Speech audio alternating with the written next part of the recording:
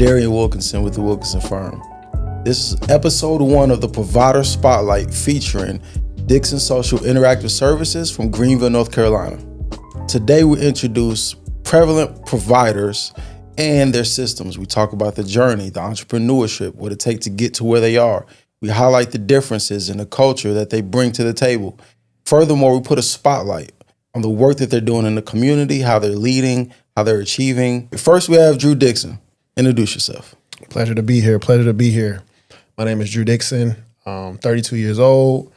Done a lot of different things. Undergraduate in system engineering, grad school at Duke for engineering management. Worked in aerospace for 7 years, and now I'm working in mental health with my sister and my family. Hey, never would have imagined that. Who would have thought? Right. Who would have thought? You know, for both of us, we lived in LA. I lived in Dallas.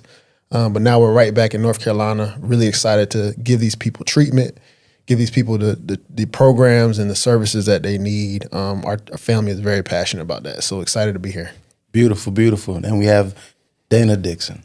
Hi, everybody. I'm Dana, part owner of Dixon Social Interactive Services. I currently work in the marketing and operations departments. My background is in social work with a minor of business. I worked with a lot of different community members. I worked with a Congress member out in LA. And so I'm excited to be here. Beautiful, beautiful. Thank you. Glad to have you both on the platform. You know, this is our flagship episode, so we're kind of working through it. But initially, this was developed with providers like you in mind, right? When we thought about who we can reach and what stories need to be told, you guys came first, the mind of the Wilkinson firm. So thank you for joining the show. Appreciate it. Thanks for having us. Yeah. Appreciate it. You know, your time is very valuable. So, you know, I want to start, Drew, you kind of started in a little bit already, right? Okay. You kind of gave a little bit background. Dana, you did too. But kind of let's take a moment and expand on that a little bit, right? How did you kind of get to, and I know you guys are connected, but still individuals, right? So, Drew, talk about what led you here, because you could have done anything, and you could still do anything. Yeah, absolutely, man. So first and foremost, you know, the business has been around for over 25 years, right? So to make it clear, you know, our parents founded the business. So Wow. obviously, you know, they had us involved at a very young age, right? Would you call that groomed? I would say so. Groomed for I think leadership, so. maybe? Yeah. Okay. Well, Okay. I think I will say our parents gave us a lot of space Yeah. to, you know, find what we really enjoyed and what we were really passionate about, because they knew if we didn't enjoy it, either way, we would gravitate away from it. Right. But, you know, chores to me was helping set up offices, you Wow. know, fix, you know, couches, you know, Right. set up the Wi-Fi, you know what Wow. I'm saying?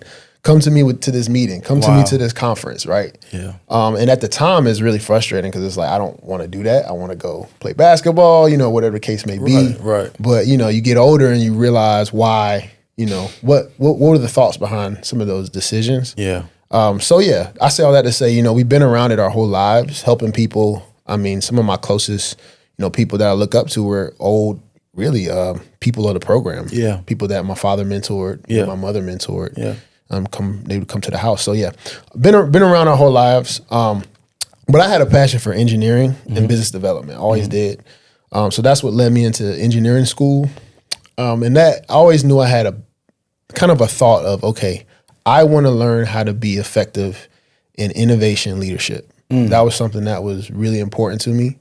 And that's what led me to aerospace engineering, led me to go into research and development. I started working on artificial intelligence before it was popular. Interesting. I worked on natural language processing algorithms, which is basically the back-end tech behind what we see now in ChatGPT and Wow. Gemini and things of that nature, 5-10 years before any of those things existed, right? So my team was killing it in that space, but in a more, you know, private room, right? Because it was top secret stuff for the government. Correct. So that was a lot of fun. I learned a lot. I moved up pretty quickly. I ended up being the second hand to our vice president in that department for our tech roadmaps. Right. He had a team of 1,500 people, and I was kind of the gatekeeper for that. So I learned a ton about just leadership, business development, and he was a black man. Wow. So that was really powerful to see how he navigated the spaces. He was one of the youngest leaders by like 10, 15 years. Wow. In his kind of peer space of VPs. So learned so much from that. But, you know, at the end of the day, God was always pushing on my heart to like, hey, you know, bring it back home, right? Right. Through different visions, through different people, through connecting with my sister. Me and her really close. Yeah. Even in LA, we lived together 5 years. I say my favorite roommate. Right? We just knew, we just meshed really well. And, we just support each other in so many different ways. I think I wouldn't be here without her. Yeah, man, just kind of always been, So that relationship, observing behind the scenes, you two seem really close, right? And that's something that I guess is a theme that you have woven into the fabric of Dixon Social Interactive Services. Yeah. Would you say? Yeah, definitely. Yeah. Talk about that. Yeah, I think just, kind of what Drew was saying, building off of what our parents have built. Correct. Is a family environment. Correct. And being transparent, even through the hard times, because we still siblings. We still have our little issues, okay? Right. But it's good, but we still work together. We still walk through together. So we've carried that theme throughout our lives, but then also throughout, leading the company. And people can feel it. They can feel it when it's real and when it's not. Right. And so I think that's just something that's been like ingrained in us. Our parents really did groom us, and I see the little pieces of, we were frustrated a lot, but it was definitely like hounding these little principles that made us who we are today. Yeah. Got you. So, that brings me to my next question, right? So what does leadership really mean to you, individually, right? Because you guys are both not called to lead together, but because your own check, your own family, your own lifestyle ideas, even though they may be similar, you put your pants on separately. Right? People come to you with conversations that, don't always get approached in the same manner, depending on who they're talking to. Right? So you get different lenses at work, I would imagine, at least. Talk about how you navigate staying linked versus keeping your own identity in the workplace, because, you guys don't do the same thing. Right. Yeah. So tell me a little bit about that. I guess there's two layers of that, because you said, define leadership from our perspective, but then also like how we stay linked. So I think to answer the first question, I think transparency and honesty are huge, right? Yeah. Not only with each other, but with ourselves, right? Okay. Having kind of self-awareness of, hey, I don't feel okay about this, or hey, I feel like I need to grow in this, or maybe I shouldn't have done this. Yeah. Kind of give yourself a chance to kind of reflect on who you are and who you want to be, and how that can affect others around you. And then having those conversations. That honestly, that's to me, that's the heartbeat of it. Right. If you can do that effectively, because I always say like business partnerships are like a marriage. Like you can't force someone one way or the other. Right. Like you said, each person is very different. They have their own journey, their own struggles. Yeah. And you have to find a way to bridge that gap and say, okay, how can we grow together? We're life partners, right? Right. And the business is our baby, really. Absolutely. We both want the same thing, which Absolutely. is grow this business. Exactly. And we're not married, but we're siblings a lot. We get that a lot. You'd be surprised. But we're not married. But the thing is, like, that relationship really does help link the energy together. Right. So even being siblings, every sibling doesn't get along, but because we've built that relationship, it really does help a lot. But back to your question about leadership, I think leadership really depends on the person. And I think you have to have your own identity in that. Obviously I'm female, he's male. There's different layers of leadership when it comes to even that. Right. I think leadership, number one, starts with identity, but then also humility as well. You have to have a lot of humble moments with yourself, with each other, in order to lead others. So that means you got to be real transparent. Yeah. You got to be real. You got to take hits. It's not pretty. Right. You're in the back a lot of the times when you're a leader. And so we have seen that. And we're still going through that. just selfless leadership. Yeah. But it is a lot of layers to that. It is. Yeah. Man. So, you know, and I want to pause, right? Because this is something that needs to be highlighted, especially in our community.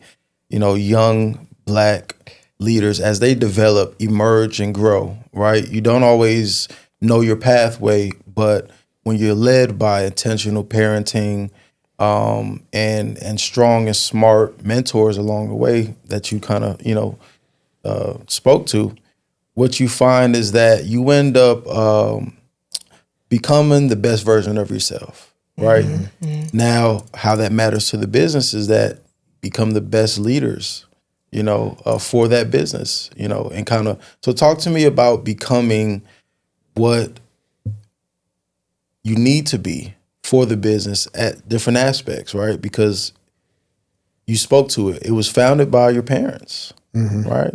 25 years ago. How do you understand? I mean, and there's things about the business that you didn't know before you got to a certain point. Mm-hmm. How did you know what you needed to become? Or have you identified that even? Mm-hmm. Great question, man. And it really ties into kind of like the original question too, of just like, how do you define leadership, right? Because I think one element, what Dana said was phenomenal. I think I couldn't have said that any better. An additional element to that is really vision and communication. And when we think about being groomed by our parents, right, they had those elements, right? Yeah. They had a vision and they were able to communicate that vision to us. Yes. So now we're kind of pushing that torch, right? And don't get me wrong, there's been times when, business almost went down. Yeah. That could maybe another story for another time, but it's been some low lows. We've been, great highs, but also low lows. And I think that humility, that vision, that communication was what got, our parents through it. Yeah. So we try to take that, we try to embody that. And honestly, the humility of our parents also allows us to be ourselves. Yeah. Right? They're not expecting us to fill their shoes. They're saying, hey, we know that y'all have done some phenomenal things. Yeah. Y'all have done some things more than we have. Bring that in. Yeah. Bring your style, bring your way of doing things, and we trust it, Okay. And that's huge for us too.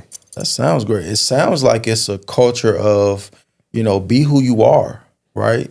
Now, we love and support you, but ultimately we understand you might color it differently than us. Right. Yeah. And we want to give you room to let the company assume that identity. Right. Dana, a lot of young women out there would look up to someone like you, right? In this space, right?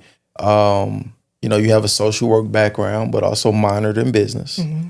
So how do you deal with the weight of carrying so much of the torch in that space, right? Because the people that I imagine, in the health and human services field, we know it's a lot of women providers. Yeah. Right? Yeah, it is. And they, around your age, masters, minor in business, sometimes, maybe sometimes not. How do you deal with that? Carrying the weight of the torch. I would say it is a weight. It is a weight. I think what is important to me is that I surround myself with people that care about me and that pour into me. I think it's important because women, we're caregivers, so we give out a lot. So I think we have to be just as intentional about getting back and pouring back into ourselves, especially in this field, because it will burn you out. I think that's important. I think it's important to have faith in something higher than yourself, because this world is so fleeting. You can see things changing all the time, and you got to have something that centers you. And I think that's very, very key.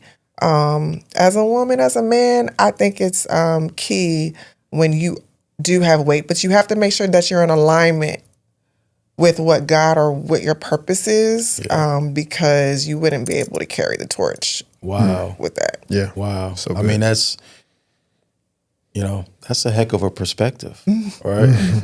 So, you touched on faith. What part does faith play as you make your decisions and navigate all the different complexities with leadership, versus your own personal ambitions, with career versus family, how does that work itself out, right? With faith. With faith at the center of it, right? I mean, what role does that play? I would say, you have to, I feel like faith always, it defines who you are. Okay. So that's number one. Does it define you? It does define me. I have my own faith and my own belief. And not to say that, other people have their own faith and their own belief. Right. But my faith and my belief, it does define how I make decisions.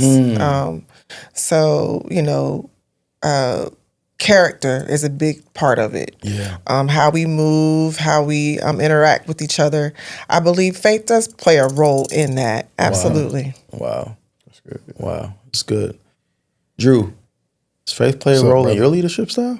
Absolutely, man. Talk about it. Absolutely. Man, it's like I'm trying hard not to preach because it's like we wouldn't be here if it wasn't for faith, bro. Amen, brother. Amen. A lot of decisions we made were very faith-based, to be specific, God and Jesus Christ. Yeah.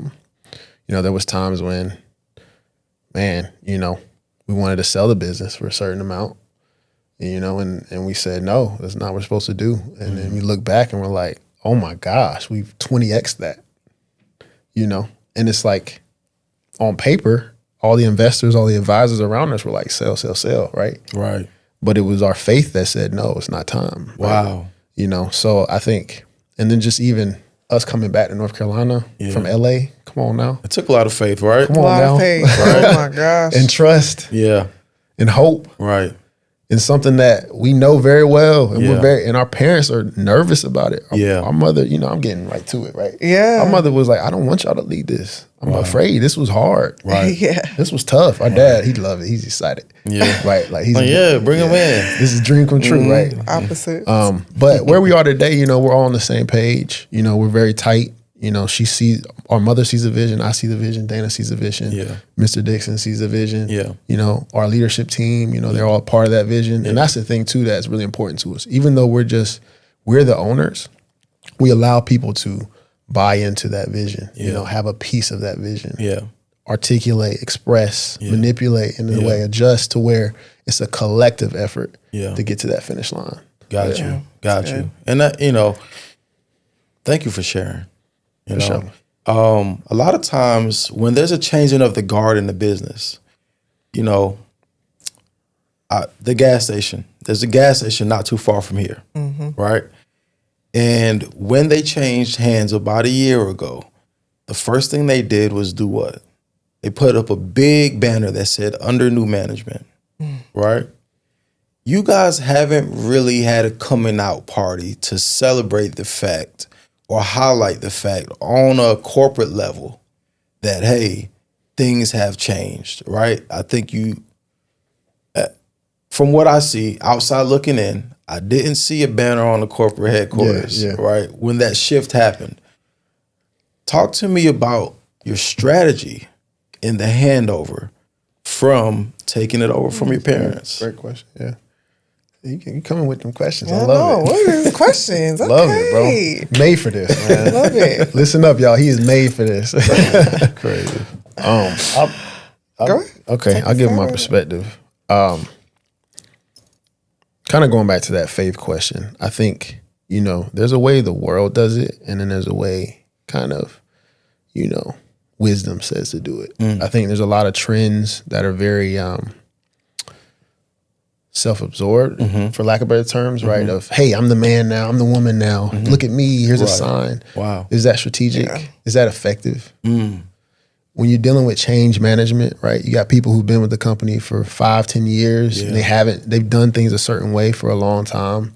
And now you're saying that you have these young, individuals coming in trying to do a lot of different things. You have to be strategic about that, right? Right. I think that's really what it comes down to, right? Just being, very intentional. Because, change is hard, right? We always talk about, people hate change. But, like, if you've built a house and you're telling me that now that foundation is wobbly, that's going to be concerning, right? So our goal was to make people feel like, hey, no, that foundation is still here. Got you. Right? Mr. and Mrs. Dixon, they are active. Got Their you. wisdom is very relevant to the business. Got And it's you. here. It's accessible. We utilize it. Got you. And we're just a supplement to that, right? We're taking it a step further. It's Okay. not that we're retracting, we're adding to that. Got you. Got So I you. think that was a big piece of kind of our strategy of kind of slowly but surely evolving to what it is today. Yeah. Got you. I think like with any type of change management, Mm-hmm. you have to really understand, come in and assess the situation before making a change, because Yeah. you don't know, any move that you make could really affect the success or the success of the company. Right. So I think you have to be very careful, and I think that's what me and Drew wanted to make sure our strategy wasn't to come over with this takeover Right. spirit. We wanted to make sure that we're coming in, that we know what we're doing, Yeah.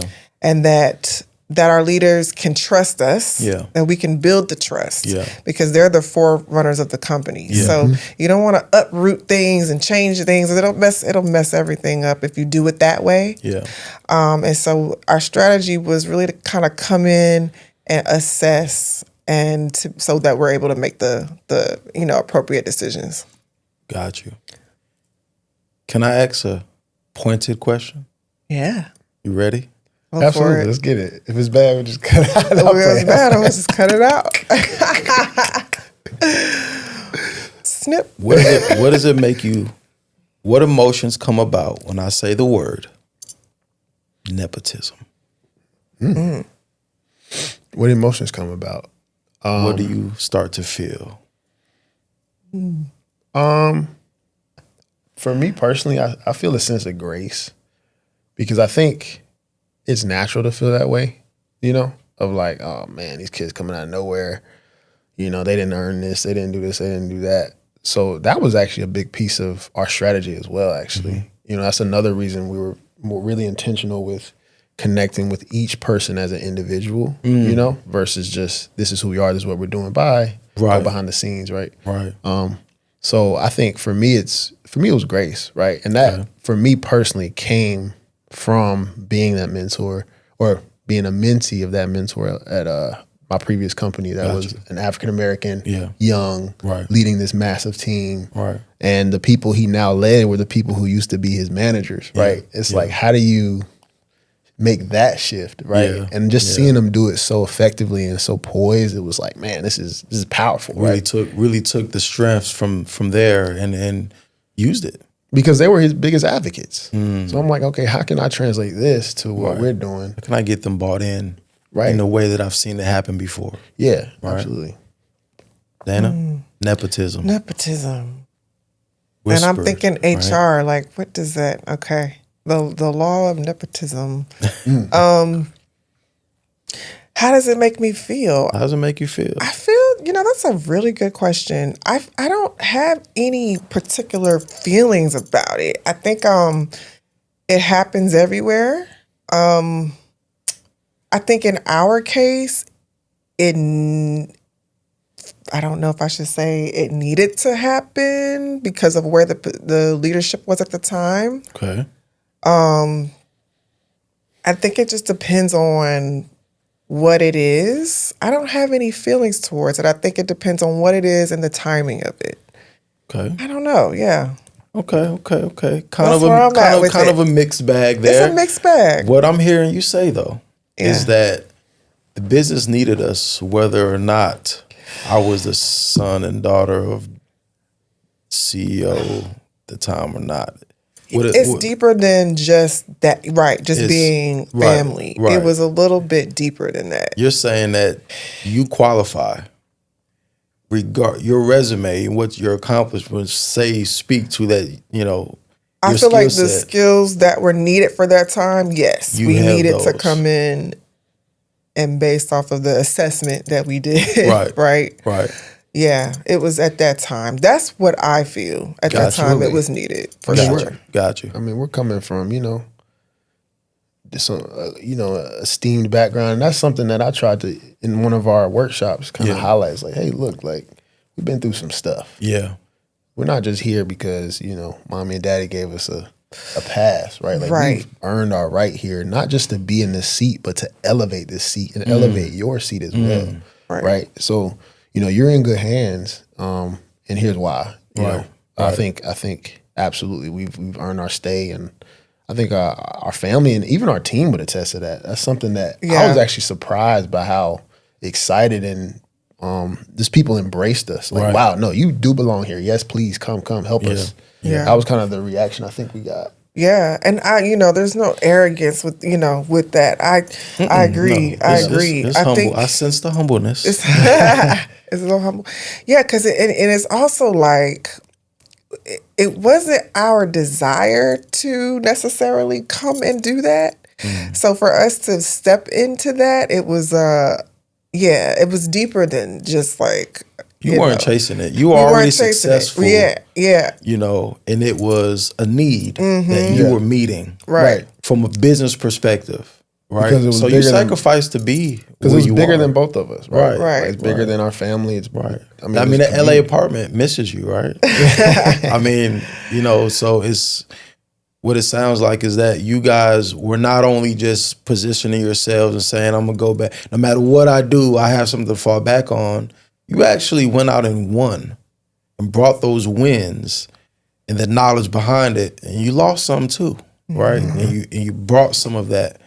You weren't licking your wounds. Right. You guys, achieved in the marketplace, in the world. You valued by top companies, and that's what it sounds like. Is that true? Does that kind of highlight some of how that journey kind of started? For sure. Gotcha. I think, Albert Einstein, one of my favorite quotes, he says, the more you know, the more you realize you know nothing, right? I think like the further we get along in your career, if you're really excelling and really pushing, you start to recognize, man, I have so much more to learn. Yeah. And I think the true people who truly know what they're doing, there's a level of humility there because it's just so much to tackle and so much to accomplish and so much to grow from, right? Yeah. So I think that's another reason we qualify, right? Is we've had those battle rooms, we've been in those rooms that allowed us to elevate, but also recognize that there's so much room to grow, right? Got you. All of us, Right. Got you. Yeah. So you guys are still, I guess, wrapping your arms and embracing the fact that to be in this moment and continue to elevate the company, you need to continue your own personal growth. Is that what I hear you For sure. hinting at? Okay. Absolutely. Got you. You have to In what grow. ways are you growing, Dana? Talk about it. You have to personal growth. You got to invest in yourself. I think, I'm talking to myself when I'm saying I need to invest back into myself, when I'm saying the women need to pour back into themselves. I think taking a class, making sure that you're taking, vacations. I mean, a vacation is a personal investment. I think going outside, meeting new people, networking. Yeah. That's very important. As you are developing, you're also developing the company as well, giving back to the company as well. Got you. Walk me through it. Mental and behavioral health, right? Now, your parents could have started a McDonald's franchise legacy. They could have started building cars, but they put you in this field. Well, they didn't put you in it, but they started down this pathway, which led you here, right? This field has unique challenges that none of you directly pursued, right? You even got your MSW, but still ended up gravitating towards a different kind of, shift. Right.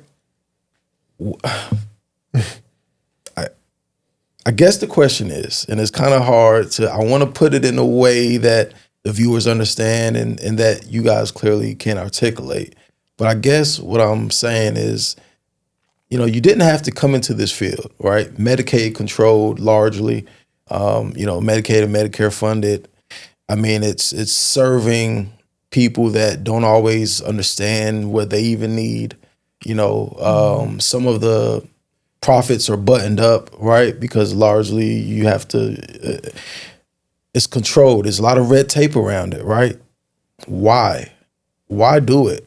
I mean, I understand the fact that you want to help and build a legacy, right? But you have the opportunity where you could shift the company to a different model altogether, right? It's in your hands. You don't have to keep pursuing down that pathway. What is it about mental and behavioral health that resonates with you so deeply? I would say,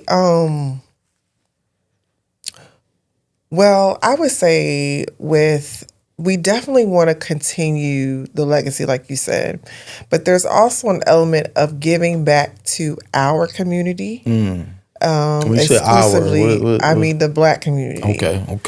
And the community of Greenville. We're from here. There's people that need help. Wow. And so we want to be that hand of help. That's Right. literally one of our models is we're a helping hand, always willing to lend a helping hand. Right. And so that is something that we've always had a heart for. Wow. And we want to continue to do that. Okay. My other why is I love the fact that we get the chance to provide jobs to people. I think that that's a beautiful thing. That's one of my whys. Someone that could be able to pay for their bills and pay for their house, Right. and pay for their car, to be able to be a part of something like that, I really, really enjoy seeing that. You get value from seeing other people win, right? I really do. That's You mentioned pay. Do you guys pay good? I might need a job. Oh, well, I think you're one of our recruiters, so you can figure that out. Drew, talk to me. Why, man? Mental and behavioral health. You don't have to be in this industry. Yeah. Yeah. I have a tech background. This is completely night and day. Right. But man, Dana hit on so many good pieces there that I wholeheartedly agree with. Yeah. When you look at our logo, right, it's a lighthouse. Yeah. And the whole intent for why they chose that imagery is because we want to be a beacon of light to the community. Right. When you look at a lighthouse, the lighthouse is the beacon of light that allows the community to understand the dangers ahead, right? There's a storm ahead. Yeah. Hey, ship coming through. There's rocks. Watch out. Be careful. That's where it all started with, right? With Mr. Dixon, he had a heart for people. Yeah. There's so many people that need help, that need support, and they're not getting that support, right? So who's going to do it, right?